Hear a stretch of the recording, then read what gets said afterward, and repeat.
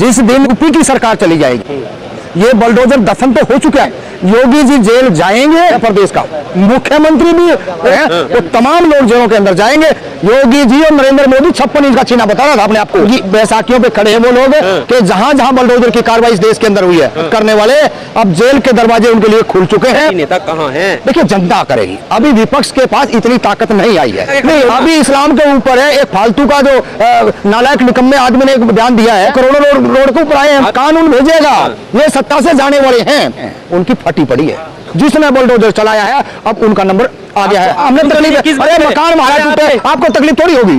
वो बीजेपी के जो दलाल और भड़वे जिसको कहते हैं ना, वो ऐसे लोग हैं, ये इस देश से भागने वाले हैं। तो जय श्री कृष्ण श्री राम कहना होगा। निकम्मे नालायकों तक अगर मेरी आवाज अगर जाती है तो वो सुन ले। अगर भारत में रहना होगा तो जय संविधान कहना होगा। बाकी जितने तारे ये काल्पनिक गर्तबंद है, ये सब कूड़ेदान में जाने। आपने देखा मध्य प्रदेश में भी अब बुलडोजर चला, करोड़ों का बना बंगला एक दिन में जो है ध्वस्त कर दिया गया, सिर्फ एक आरोप के चलते। तो ये गैर संवैधानिक कार्रवाइयाँ जो हो रही हैं, ये कैसे रुकेंगी? देखिए, ये तो अब यूपी में भी हमने देखा कि इस तरीके से योगी जी ने लगातार एक बुलडोजर ट्रेंड चलाया और उसका हर्ष क्या हुआ, ये तमाम इस देश ने देखा है इस चीज़ को भी। और यही चीज़ समझ लेना चाहिए मध्य प्रदेश के लोगों ने। जिस दिन यूपी की सरकार चली जाएगी, ये बुलडोजर दफन तो हो चुका है, ये खत्म होना बाकी है। इस बात को आप कोई किंतु परंतु में ना लेके जाएं। योगी जी जेल जाएंगे और इसी तरीके से मध्य प्रदेश का मुख्यमंत्री भी, और जो वहां पे बुलडोजर गिराने की जो कार्रवाई में जितना पुलिस प्रशासन और जितने जो सीमित लोग जो उसके अंदर हैं, वो तमाम लोग जेलों के अंदर जाएंगे। अगर नहीं जाएंगे तो भाई ये कानून जो इस देश के अंदर बना हुआ है, इस देश का संविधान है, इसको क्या करना चाहिए? कौन भेजेगा जेल? जेल संविधान भेजेगा, देश की जनता भेजेगी। बोलने तैयार नहीं है आप, संविधान कौन कर रहा है? खड़े ना, यूपी पूरे देश की जनता खड़ी हुई। जो 56 इंच का 400 की बात करने वाली थी, उनकी धूल फाँकते हुए नजर आए हैं। कहाँ चले गए वो? आप कह रहे हो बोलते नहीं है। योगी जी और नरेंद्र मोदी 56 इंच का चीना बता रहा था अपने आपको, और आज कहाँ करे वो? नरेंद्र जी सीना ठोक के कह रहे हैं, कोई सीना बीना नहीं है। बैसाखियों पे खड़े हैं वो लोग। और आप इस बात को समझ लो कि जहां जहां बुलडोजर की कार्रवाई इस देश के अंदर हुई है, चाहे वो राजस्थान में ही हो, चाहे यूपी में ही हो, मध्य प्रदेश में ही हो, तमाम इस देश के तमाम राज्यों में जो हुआ है, वो तमाम लोग ऐसी हरकत करने वाले अब जेल के दरवाजे उनके लिए खुल चुके हैं। कैसे जाएंगे, यही तो सवाल है। भारत देश का सुप्रीम कोर्ट का वकील बोल रहा है, मोहम्मद प्राचा जी ने ये बात कही है। जो इस देश के अंदर तमाम जो लोग इस देश के पढ़े लिखे लोग हैं, वो इस बात को बार बार पढ़ लिख करके अध्ययन कर ले कि कहाँ कहाँ कमजोरियां हैं। और ये तो हम तो बिल्कुल रोड पर रहने वाले लोग हैं, खेतों खिलाड़ों में काम करने वाले लोग हैं। जब हम इस सीधी सादी भाषा को जानते हैं और हमने इस बात को करके सिद्ध दिखा दिया कि आप जितनी कार्रवाई करोगे उतने हम ताकतवर होके आगे उभर के आएंगे, और उसका खामियाजा अब आपने देख लिया है। कोई किंतु परंतु नहीं। हरियाणा के अंदर चुनाव है और चुनाव के अंदर इनका बिल्कुल सुपड़ा साफ हो जाएगा। जिस तरीके से ऐसे ही बाहें मारते रहिए कि ये जेल जाएंगे, वो जेल जाएंगे।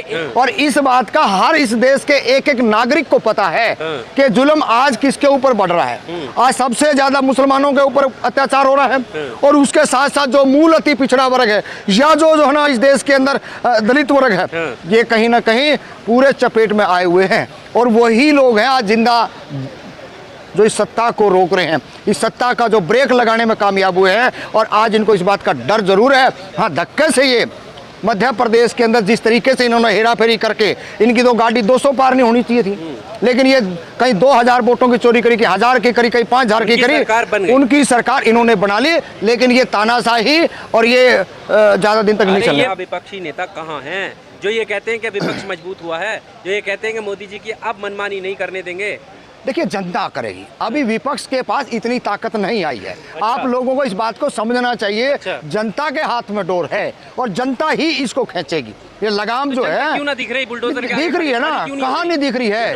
नहीं, अभी इस्लाम के ऊपर है एक फालतू का जो नालायक निकम्मे आदमी ने एक बयान दिया है। क्या देखा नहीं आपने? लाखों करोड़ों रोड के ऊपर आए हैं। तो ये नहीं, ये इस पे नहीं गिरा है, ये बौखला गए हैं। ये बौखला गए हैं कि अब ये समाज जो है, जो जिसको हम कभी भी रोड के ऊपर नहीं देखते थे, महिलाएं बाहर निकल करके आई थी, और आज लगता है कि तमाम जो वंचित लोग हैं, पीड़ित लोग हैं, वो रोड के ऊपर हैं। और मैंने कहा, दोबारा से आप ध्यान से सुन लीजिए, जितने बुलडोजर से कार्रवाई की है, वो जेल के दरवाजे उनके लिए खुल चुके हैं, वो जेल जाएंगे। इसमें कोई बातों से नहीं है। देश की जनता भेजेगी, कानून भेजेगा। ये सत्ता से जाने वाले हैं, आप तो कह रहे थे 400 पार आएंगे, आप जैसे बहुत से थे वो कह रहे 400 पार 400 पार कहाँ है? सबको डर लग रहा है, किसी को डर नहीं लग रहा है, कोई डर नहीं लग रहा है, बिल्कुल नहीं, कोई डर नहीं लग रहा है, बिल्कुल नहीं डर रहे हैं। आंखों में आंख मिला के सवाल कर रहे हैं और पूछ रहे हैं, अब भाग रहे हैं, ये भाग रहे हैं, गांव गलियों में नहीं घुस रहे हैं। आप तो कह रहे हो डर नहीं लगता, इनकी हैसियत और औकात नहीं है जो सामने खड़े हो जाए, एक बार इनको दिख जाए कि वंचित शोषित पीड़ित लोग हैं,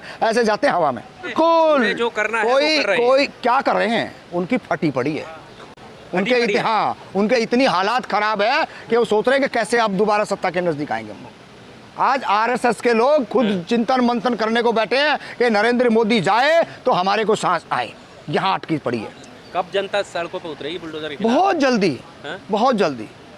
तमाम इस देश के लोग, अभी भाई चंद्रशेखर रावण पार्लियामेंट में एक व्यक्ति ऐसा गया है जो लगातार जय भीम, जय ज्योति, जय कर्पूरी की बात करे, जय फातिमा की बात करे, भाईचारे की बात करे।